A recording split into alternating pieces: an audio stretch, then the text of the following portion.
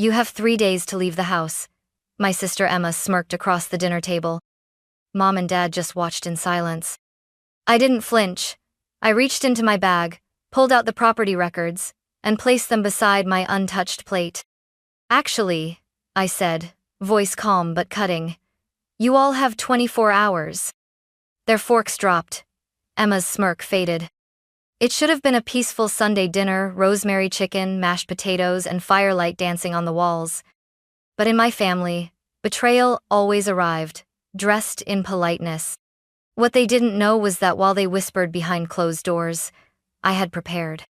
While they schemed, I had receipts. And while they plotted to push me out, I had quietly built the legal walls that would keep them out. That night wasn't just the end of a meal.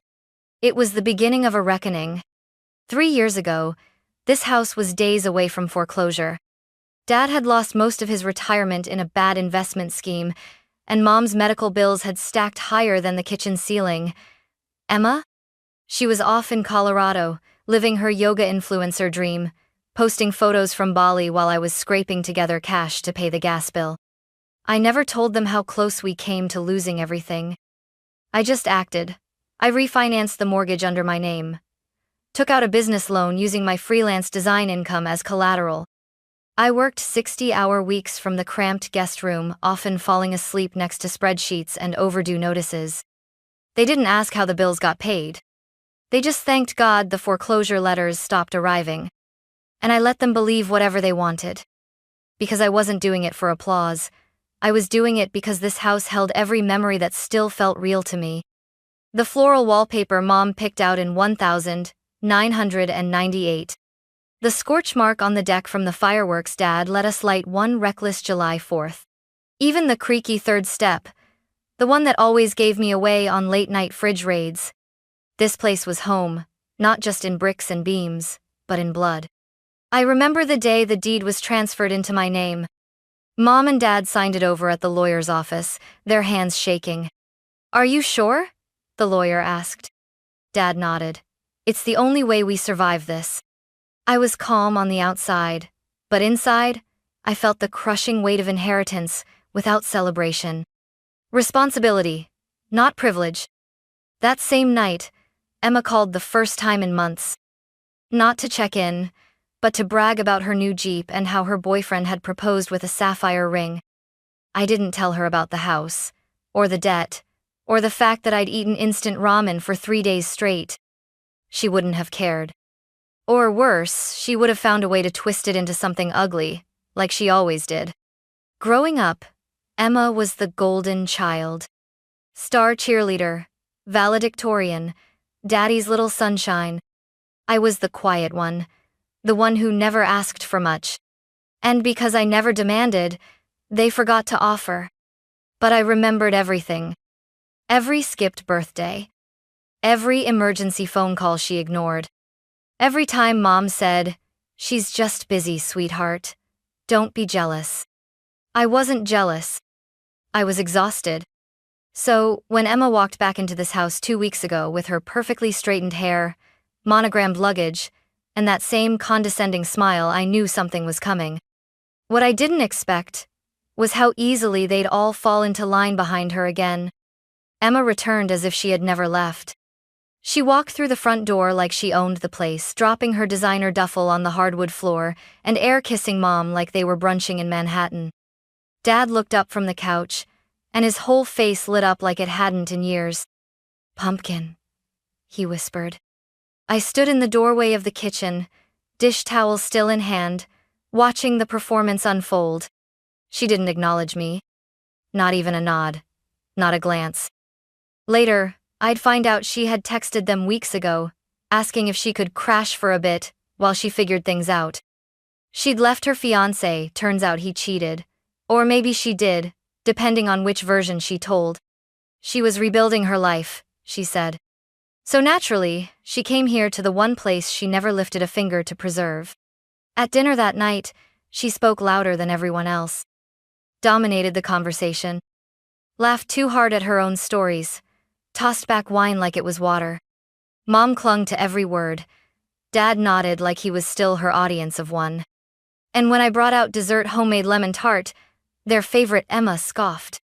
Still playing house, huh, Evie? It was a tiny jab, but it landed like a dagger. She never said anything outright cruel. Emma was too polished for that. No, her weapons were subtler. Backhanded compliments, one-syllable dismissals, comparisons too casual to be unintentional. And yet it worked. Within a few days, Mom and Dad started falling back into old rhythms. Emma slept in the master bedroom. I stayed in the guest room, the same one I'd turned into a home office after months of living like a tenant in my own house. Emma just needs space to heal, Mom said softly one morning. Don't make things tense, Dad added, without looking up from his coffee. Tense. That word again. Apparently, existing was tense. Paying the bills? Tense. Trying to hold boundaries? Tense. But Emma flouncing around in silk robes and ignoring every shared chore? Totally acceptable. I kept my mouth shut. For a while. Until I overheard them whispering on the porch one night. She's always been so rigid, Emma said. She's tired, Mom replied. And you know Evelyn, she holds on to things. I just think maybe it's time for her to grow up and move on. Maybe she should find her own place. They didn't know I was standing just inside the screen door. And I didn't say anything then. But in that moment, I knew. This wasn't temporary. Emma hadn't come home to heal. She'd come to reclaim. And Mom and Dad, they were ready to let her. It didn't happen all at once. That's the thing about erosion, it's slow, quiet, almost gentle. Until one day, you wake up and realize the foundation has disappeared beneath your feet. First came the little things. Mom stopped asking if I wanted coffee in the morning. Dad left the mail unopened on the hallway table, mail with my name on it. Emma moved my things in the kitchen, rearranged the spice rack I'd organized, laughed about how chaotic it was before. No one asked me. Then came the conversations that paused when I entered the room. The glances between them fleeting but unmistakable. I started feeling like a guest. Like I had wandered into someone else's home and overstayed my welcome. One evening, I walked into the living room to find them sitting together on the couch, wine glasses in hand, fire crackling. Emma was telling them about a real estate course she took online. I think it'd be smart to downsize eventually, she said casually. Maybe even sell the house while it's still in good condition. Get a condo somewhere quieter. This place is just too much for Evelyn alone. I stood there in the doorway, frozen. They didn't even notice me. I left the room without a word and closed the guest room door softly behind me. I didn't cry. I didn't scream. I sat at my desk and opened the folder labeled Property Documents. Deed. Title transfer. Mortgage refinance. Tax receipts. Legal counsel notes. My name. My responsibility. My home. But that didn't seem to matter anymore. Because somehow, in their eyes, Emma was still the center of gravity, the one they revolved around, no matter how long she'd been gone, no matter how little she'd given back. She didn't earn their loyalty. She inherited it. And I had to buy mine, month after month, dollar by dollar, and even then, it was conditional. As long as I was useful, as long as I stayed quiet, as long as I didn't challenge the family myth that Emma was the sun and I was the shadow. I started locking the door to my room. Not out of fear, but out of something worse. Foresight. Something was coming.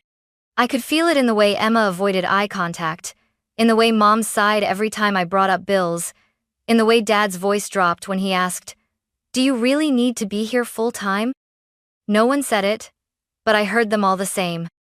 You're in the way. You're too much. You're not wanted. And so, I waited. Not passively, no. I sharpened my silence. I gathered my evidence. I let them underestimate me, let them think I was soft, or afraid, or too loyal to fight. Because I knew the strike was coming. I just didn't know it would come over roast chicken and red wine. It was supposed to be just another dinner. Roast chicken. Garlic mashed potatoes. That lemon vinaigrette salad Mom always made when she wanted things to feel normal. The table was set for 4. Emma brought out wine, some overpriced bottle she'd picked up on her way back from yoga. Dad carved the chicken like it was Thanksgiving. And I sat silently, watching them pretend this house wasn't built on the bones of my sacrifice. Halfway through the meal, Emma took a sip of wine, set her glass down with that signature dramatic flair, and smiled at me like a cat who'd already swallowed the bird. "You have 3 days to leave the house," she said casually. Just like that. 3 days. No discussion, no context. A sentence dropped into mashed potatoes and silence. I looked at her, then at Mom and Dad, hoping for some kind of reaction. Nothing. Mom looked down at her plate. Dad reached for the salt. Neither said a word. I blinked. "Excuse me?" I said quietly, trying to keep my voice from cracking. Emma tilted her head, her tone saccharine. "It's not personal, Evie. We just think it's time you moved on. You've been here a long time. It's not healthy." "We?" I repeated. "Mom and Dad agree," she said smoothly, glancing at them like a lawyer revealing her co-signers. Dad cleared his throat. "It's not about the house," he muttered. "It's about peace, harmony." "Peace?" I whispered. "You think this is peace?" Emma leaned forward, elbows on the table like we were gossiping over coffee. "I just don't want us to keep walking on eggshells. Your energy, it's heavy." I almost laughed. Heavy. The girl who hadn't paid a single bill, who waltzed back in and acted like a queen in exile, was now talking about energy? I set my fork down slowly. My hands were shaking, but not from fear. From clarity. I reached into my bag and pulled out the thick folder, the one I hadn't touched in months, but always kept near. I opened it, flipped to the first page, and slid it across the table toward Emma. The deed. In my name? Signed, notarized, filed 2 years ago. Then I looked them in the eyes, all 3 of them. "Actually," I said calmly, "you all have 24 hours. The silence that followed felt like thunder. For a moment, no one moved. Emma stared at the deed like it was written in another language. Mom's eyes flicked to it, then to me, wide with something between disbelief and fear. Dad set his fork down slowly, as if trying to keep the table from shaking. "I don't understand," Emma said, voice brittle. This isn't real." "It's very real," I replied, my voice low but steady. "Signed, notarized, legally binding. Dated 18 months ago, the day I paid off the final balance of the mortgage. In full." Dad's face went pale. "I refinanced it under my name," I continued, sliding another paper across the table.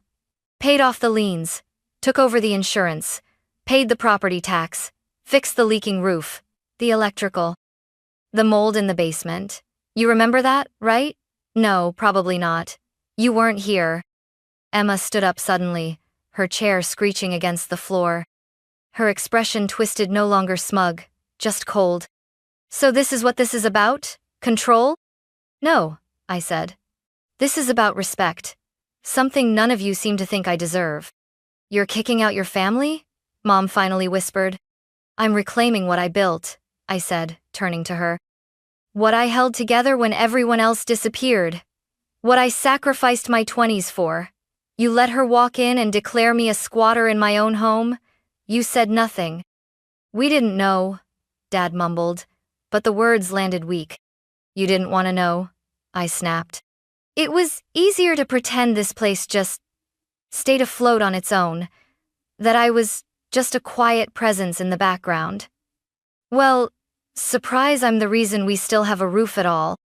Emma laughed sharp and bitter. "God, Evelyn, no wonder no one wants to live with you. You're impossible. You act like some martyr, like the family owes you a parade." "I never asked for a parade," I said, rising to my feet. "But I also didn't ask to be betrayed over dinner like I was some stranger who overstayed my welcome." I reached into the folder and pulled out the final page, a printed letter from my lawyer, stamped and signed. "This is a formal notice of eviction. You have 24 hours. After that, Law enforcement gets involved. The locksmith is coming tomorrow afternoon. You wouldn't dare, Emma spat. I turned to her. You dared first. Dad stood up too, hands trembling. There has to be another way. Evelyn, please. There was, I said, my voice cracking despite myself. It was when I asked you both to sign the deed and you said yes. When you told me you were proud of how I stepped up. When I spent 2 years cleaning up your mess without ever making you feel ashamed. That was your other way.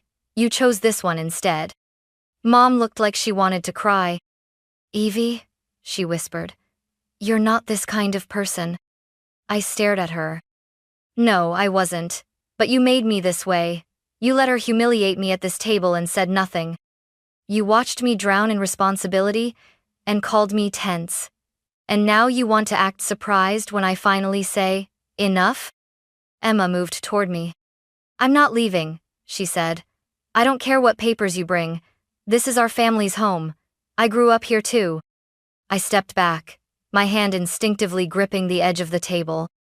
Yes, we both did. But I'm the only one who stayed when it mattered. And you don't get to walk back in and rewrite history just because you're louder.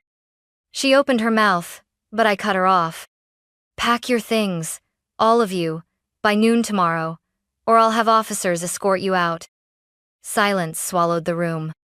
Then, slowly, Emma turned and stormed upstairs, heels clicking like gunshots on the wood floor.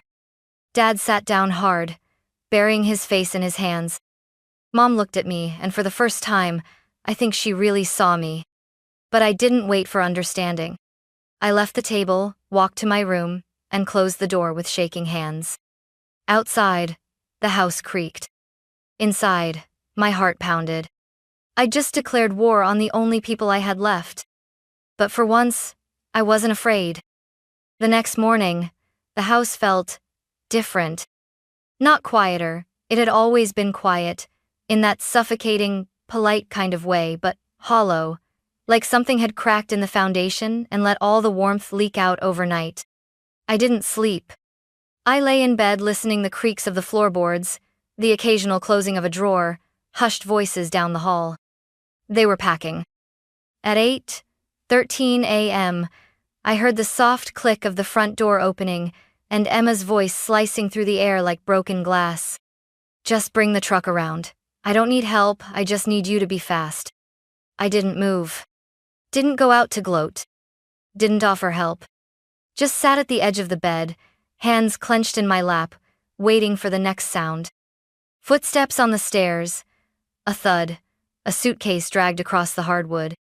Then, silence again. At 10:07 a.m., I opened the door to grab coffee. The hallway was empty, but the air was charged like after a lightning strike. I passed Dad in the living room. He was sitting in his old recliner, staring at the blank TV screen, holding the remote but not pressing anything. He didn't look up. Didn't speak. Just let me walk by like I was a ghost.